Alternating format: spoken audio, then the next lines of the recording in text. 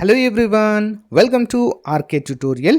ఆంధ్రప్రదేశ్ రాష్ట్రంలోని hostel warden లేదా hostel welfare ఉద్యోగాలకు ప్రిపేర్ అవుతున్నటువంటి అభ్యర్థులకు బిగ్ అలర్ట్ అండి. మన యాప్లో మనము ఫుల్ కోర్స్ కేవలము ₹799 ఇస్తున్న విషయము అందరికీ తెలిసిందే. ఇప్పటికే చాలామంది అభ్యర్థులు అయితే తీసుకున్నారు. ఎక్సలెంట్ ఫీడ్బ్యాక్ అయితే ఉందండి. ఇందులో మనకు 1000కి పైగా క్లాసెస్ అయితే అందుబాటులో ఉంటాయండి. As per the syllabus test series కూడా అందుబాటులో ఉంటుంది. PDF material each and every టాపిక్కి అందచేయడం జరుగుతుంది. ఆల్మోస్ట్ 20 ఇయర్స్ ఎక్స్పీరియన్స్ కలిగిన ఫ్యాకల్టీ చేత క్లాసెస్ అయితే చెప్పించడం జరుగుతుంది. ఇన్ఫ్యాక్ట్ ఇది 2 సంవత్సరాల వ్యాలిడిటీ ఉంటుందండి. ఓకేనా, ఇది ఓన్లీ హాస్టల్ వెల్ఫేర్ ఆఫీసర్ ఉద్యోగాలకు మాత్రమే కాకుండా, ఓకేనా, హాస్టల్ వార్డెన్ కావచ్చు, డిప్యూటీ ఎడ్యుకేషన్ ఆఫీసర్, అంతేకాకుండా డిఎస్సిలోని కొన్ని ముఖ్యమైన టాపిక్స్ను కూడా ఇది కవర్ చేస్తుంది. కాబట్టి చాలా ముఖ్యమైనటువంటి కోర్స్ అండి ఇది. సో ప్రజెంట్ ₹799 ఇస్తున్నాము. కానీ ఈ రోజు నుంచి మరి ప్రైస్ అయితే పెరుగుతుందండి. ఈ రోజు ఎండు నుంచి ₹1299 అవుతుంది. కాబట్టి ఇంకా ఎవరైనా తీసుకొని అభ్యర్థులు ఉన్నట్లయితే వెంటనే కోర్స్ తీసుకోండి ఫ్రెండ్స్. యాప్ లింక్ వీడియో డిస్క్రిప్షన్లో ఉంటుంది, లేదా ప్లే స్టోర్కి వెళ్ళి ఆర్కే ట్యూటోరియల్ అని టైప్ చేసి డౌన్లోడ్ చేయండి. 60,000కు పైగా అభ్యర్థులు డౌన్లోడ్ చేసినటువంటి యాప్. సో అత్యంత నమ్మకమైన యాప్గా మనమైతే చెప్పుకోవచ్చు. యాప్ డౌన్లోడ్ చేసి కోర్సు డెమో చూడండి. ముందుగా డెమో చూసి వెంటనే కోర్స్ తీసుకోండి. మీ ప్రిపరేషన్ ఈరోజే స్టార్ట్ చేయండి. ఓకేనా, all the best, thank you. Hello everyone, welcome again to our channel. So guys, ఈరోజు మనము విద్యా తత్వవేత్తలు అనేటువంటి టాపిక్లో భాగంగా అరవింద ఘోష్ గురించిన ముఖ్యమైనటువంటి ఎంసీక్యూస్ అయితే చూద్దాము. సో వీటన్నిటిని చెప్పిన తర్వాత మన యాప్లో కోర్సులో అయితే అప్డేట్ చేయడం జరుగుతుంది. అందరూ కూడా గమనించాలి. ఇంకా ఎవరైనా కోర్స్ తీసుకున్నట్లయితే వెంటనే తీసుకోండి ఫ్రెండ్స్. ప్రైస్ అలర్ట్ అయితే ఇది 799 ఉన్నటువంటి కోర్సు. సో వన్ డేలోనే ఈరోజే 1299 అయితే అవుతుంది. కాబట్టి కోర్స్ వాల్యూ తక్కువ ఉన్నప్పుడే తీసుకోండి. ఓకే, మీకు యూజ్ అవుతుంది. Question number 1. శ్రీ అరవింద ఘోష్ జన్మము మరియు బాల్యానికి సంబంధించి క్రింది వాక్యాలను పరిశీలించండి. Consider the following statements regarding the birth and childhood of Shri Aurobindo Ghosh. ఆయన 1872 ఆగస్టు 15న జన్మించారు. ఆయన వంగదేశంలో అంటే నేటి పశ్చిమ బెంగాల్లో జన్మించారు. తన 10వ ఏట విద్యాభ్యాస నిమిత్తము ఇంగ్లాండ్ వెళ్ళారు.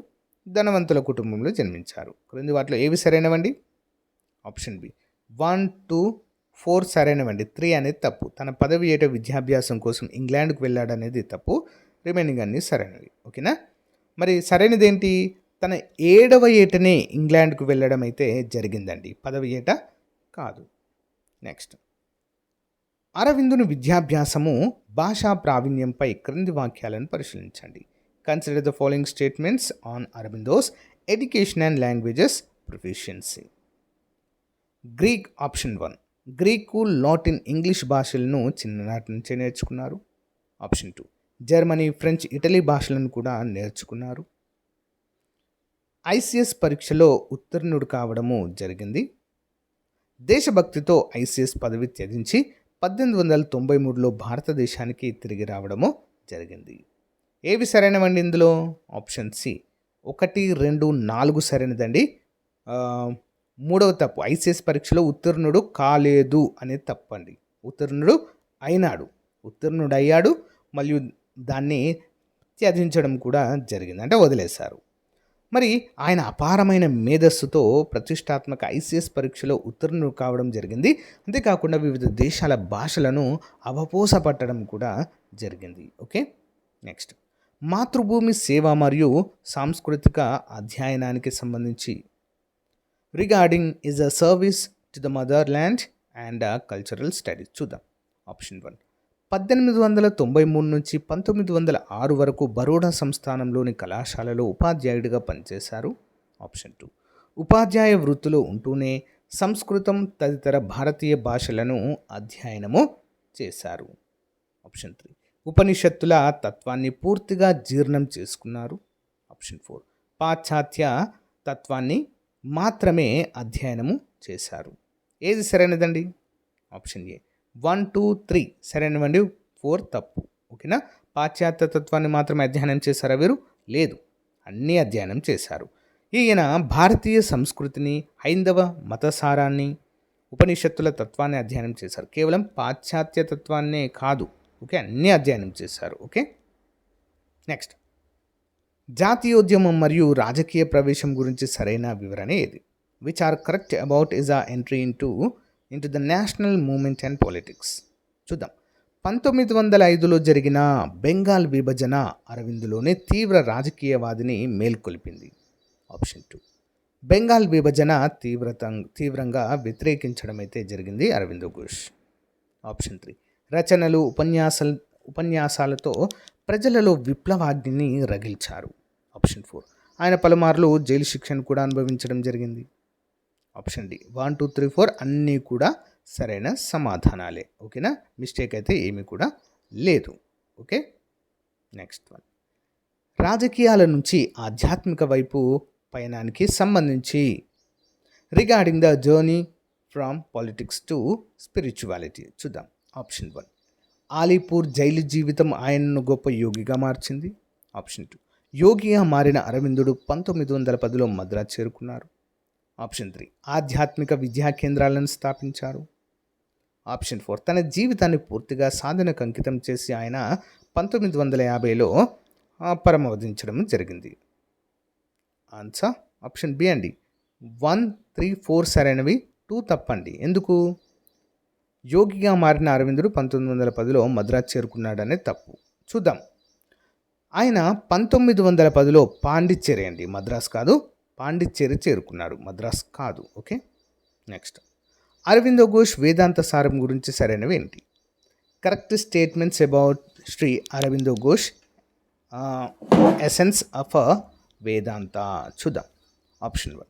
ఉపనిషత్తులలోని సత్యాన్ని ఆధునిక కాలానికి తగినట్లుగా పునర్నిర్వచించడానికి ప్రయత్నించారు. ఆప్షన్ 2. సచ్చిదానందంను పరమసత్యంగా అంగీకరించలేదు. ఆప్షన్ 3.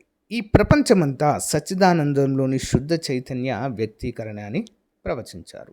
ఆప్షన్ 4. మరి ఆయన మౌలికంగా ఒక గొప్ప ఆధ్యాత్మికవాదిగా మనమైతే చెప్పుకోవచ్చు. ఆన్సర్ ఏంటండి?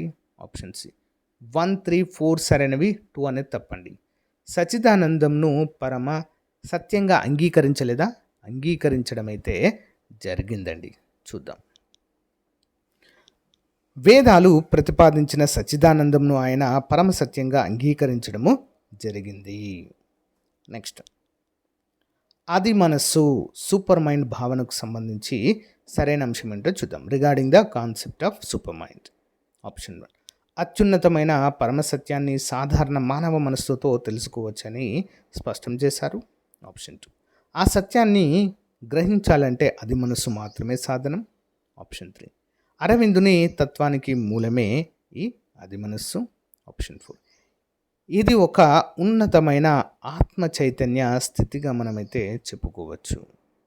ఆప్షన్ డి అండి. 2, 3, 4 సరైనవండి, ఒకటి తప్పు. ఎందుకు తప్పు? అత్యున్నతమైన పరమ సత్యాన్ని సాధారణ మానవ మనస్సుతో తెలుసుకోవచ్చా అండి? తెలుసుకోలేము. చూద్దాం. పరమసత్యాన్ని కేవలము సాధారణ మానవ మనస్సుతో తెలుసుకోవడం సాధ్యం కాదని ఆయన స్పష్టం చేయడము జరిగింది. Next one. సమాకలన యోగా ఇంటిగ్రల్ యోగాకు సంబంధించి క్రింది జాతుల్లో సరైనవేంటి? Which are correct regarding integral yoga? Option 1. సామాన్య మనస్సుకు అధి మనస్సుకు మధ్య ఉన్న అగాధాన్ని పూడ్చే సాధనం సమాకలన యోగా. ఆప్షన్ 2. మానవుణ్ణి అధిమానవునిగా అభివృద్ధి చేయడము. ఆప్షన్ 3. సామాన్య మనస్సును అధి మనస్సుగా అభివృద్ధిపరచడం. ఆప్షన్ 4. ఇది అరవిందుని తత్వసారము కాదు. ఆన్సర్ ఆప్షన్ ఏ అండి. 1, 2, 3 సరైనవండి. 4వ తప్పు. ఇది అరవింద్ తత్వసారం కదా? నో, ఇది అరవిందుని యొక్క తత్వసారము. చూద్దాం. మానవుణ్ణి అధిమానవుడిగా మనస్సును అధి మనస్సుగా మార్చడమే అరవిందుని యొక్క తత్వసారంగా మనమైతే చెప్పుకోవచ్చు. Next one. పశ్చిమ తత్వాల సమ్మేళనం. పశ్చిమ తత్వాల సమ్మేళనం ఏ విధంగా వివరించారు అనేది చూద్దాము. ఆప్షన్ 1. అరవిందునిపై కేవలం పాశ్చాత్య విజ్ఞాన శాస్త్రాల ప్రభావం మాత్రమే ఉంది. ఆప్షన్ 2. తూర్పు దేశాల ఆధ్యాత్మిక విలువలను పశ్చిమ దేశాల విజ్ఞాన శాస్త్రాలను సమ్మిళితం చేయడము జరిగింది. ఆప్షన్ 3. ఈ సమ్మేళనం ద్వారా ఆయన ఒక గొప్ప సాధన ప్రవక్తగా ఆవిర్భవించారు. ఆప్షన్ 4. ఈ మహత్తర కార్యానికి సాధన ప్రధాన సాధనము ది లైఫ్ డివైన్, దివ్య జీవితము. ఆన్సర్ ఆప్షన్ బి అండి. 2, 3, 4 సరైనది, 1వది తప్పు. ఎందుకు తప్పు చూద్దాం. ఆయనపై భారతీయ వేదాలు, ఉపనిషత్తులతో పాటు పాశ్చాత్య విజ్ఞాన శాస్త్రాల ప్రభావం కూడా మెండుగా ఉంది. నెక్స్ట్, అరబిందో ఘోష్ విద్యాతత్వము ప్రచురణలకు సంబంధించి regarding the publications of Aurobindo Ghosh educational philosophy చూద్దాం. విద్యా సంబంధమైన భావాలను మొదటిసారిగా 1910లో ప్రచురించారు. ఆప్షన్ 2. మొదటిసారిగా ప్రచురించిన వారపత్రిక పేరు కర్మయోగి. ఆప్షన్ 3. విద్యా తాత్విక భావాలను వెల్లడించిన గ్రంథము the national system of education. Option 4. ఈ గ్రంథము 1950లో ప్రచురితమైంది. ఏ స్టేట్మెంట్ సరైనదండి? Option C. 1, 2, 3 సరైనది, 4వది తప్పు. చూద్దాం. పాఠ్యంలో ఈ గ్రంథము ప్రచురితమైన సంవత్సరం 1950 ఇవ్వబడలేదు, కావున 4వది తప్పు. ఓకేనా? అంటే ఎప్పుడు దాన్ని ప్రచురించారనేది ఇవ్వబడలేదు. ఓకే. నెక్స్ట్, అరవిందుని దృక్పథంలో నిజమైన విద్య అంటే ఏమిటి? What is a true education in Aurobindo's perspective? చూద్దాం. ఆప్షన్ 1. మానవ మనస్సును ఎరుకపరచడమే నిజమైన విద్య. Making the human mind aware is a true education. Option 2. మనిషికి కేవలము సాధారణ మనస్సు మాత్రమే ఉంటుందని అరవిందుని యొక్క నిజత అభిప్రాయము. ఆప్షన్ 3. అది మనస్సును ఎరుకపరుచుకునేదే నిజమైన విద్య. ఆప్షన్ 4. తన నిజసత్తాను తెలుసుకొని దానితో లీనమయ్యేలా చేసేది నిజమైన విద్య అని కూడా చెప్పడము జరిగింది. ఆన్సర్ ఆప్షన్ ఏ అండి. 1, 3, 4 సరైనది, 2వది తప్పు.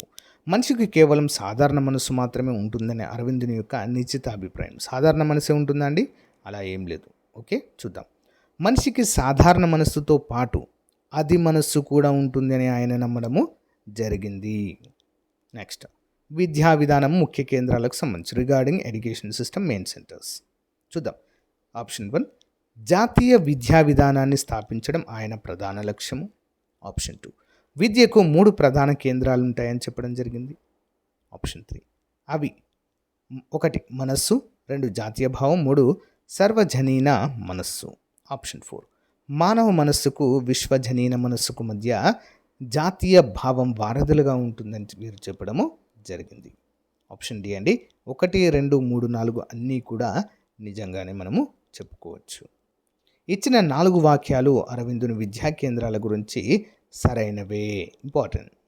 నెక్స్ట్, అరవిందుని యొక్క మనసు భావంలో మొదటి పొర చిత్తా గురించి సరైన సమాధానం ఏంటి? చిత్తా ఇది మానసిక అనుభూతులను నిల్వ చేసే కేంద్రము. ఇది మనస్సులో క్రియాత్మక స్మృతి కేంద్రము. సమాచారాన్ని అడ్డదిడ్డంగా దాచి ఉంచే పొర ఇది. దీనికి సాధారణ పెద్దగా శిక్షణ అవసరం లేదు. ఆప్షన్ 4. ఇది ఇతర మనోపొరలను ప్రతిపాదికగా పనిచేస్తుంది. ఆన్సర్ ఆప్షన్ బి అండి. 1, 3, 4 సరైనవి, 2వది తప్పు. ఓకేనా? చిత్త అనేది మనిషి మనస్సులోని నిష్క్రియాత్మక స్మృతి అండి, అంటే ప్యాసివ్ మెమరీ. కేంద్రము క్రియాత్మక స్మృతి కాదు. నెక్స్ట్ వన్, 2వ పొర మనస. దీనికి సంబంధించి సరైనవి ఏంటి? Which are correct regarding the second layer? మనస బాహ్య జ్ఞానాన్ని పంచేంద్రియాల గుండా చైతన్యవంతంగా స్వీకరించడం దీని యొక్క విధి. ఆప్షన్ 2, ఇది 6వ ఇంద్రియంగా అంటే 6th సెన్స్గా పనిచేస్తుందని వీరు చెప్పడం జరిగింది. ఆప్షన్ 3, సమాచారాన్ని మనస్ఫూర్తిగా చైతన్యవంతంగా సేకరించి భద్రపరుస్తుంది. ఆప్షన్ 4, ఈ 2వ పొరను క్రియాత్మక స్మృతి యాక్టివ్ మెమరీ అంటారు. ఆన్సర్ ఆప్షన్స్ అండి. 1, 2, 3, 4 అన్నీ సరైన సమాధానాలే. ఓకే, సో పై వాక్యాలన్నీ మనస పొరకు సంబంధించి ఖచ్చితమైనవి. నెక్స్ట్ 3వ పొర బుద్ధి. దీనికి సంబంధించి సరైన వాటిని పరిశీలించండి. ఆప్షన్ 1, ఇది సేకరించిన విషయాలను అవసరానికి తగ్గట్లుగా క్రమబద్ధీకరిస్తుంది. ఆప్షన్ 2, అవ్యవస్థీకృత సమాచారంలో క్రమతను సాధించడం దీని విధి. ఆప్షన్ 3, ఇది మనస్సుకు నిజమైన పరికరం కాదు. ఆప్షన్ 4. విశ్లేషణాత్మక సంశ్లేషణాత్మక సృజనాత్మక శక్తులు ఈ పొరకు ఉంటాయి. ఆన్సర్ ఆప్షన్ ఏ అండి. 1, 2, 4 సరైనది. 3 తప్పు అండి. ఇది ఆలోచనలకు నిజమైన పరికరం కాదా? పరికరమే. ఇది ఆలోచనలకు నిజమైన పరికరమని అరవిందుడు పేర్కొన్నారు. విద్యావేత్తకు ఇది చాలా ముఖ్యమైనదిగా మరి వీరు పేర్కొనడము జరిగింది. సో గైస్, ఇది ఈ రోజుకు సంబంధించినటువంటి చాలా ముఖ్యమైనటువంటి ఎంసీక్యూస్ క్లాస్ అండి. రేపటి కంటిన్యూస్ క్లాస్లో మళ్ళీ కలుద్దాము. Stay tune. ఇంకా ఎవరైనా మన కోర్స్ తీసుకున్నట్లయితే వెంటనే ఇప్పుడే తీసుకోండి.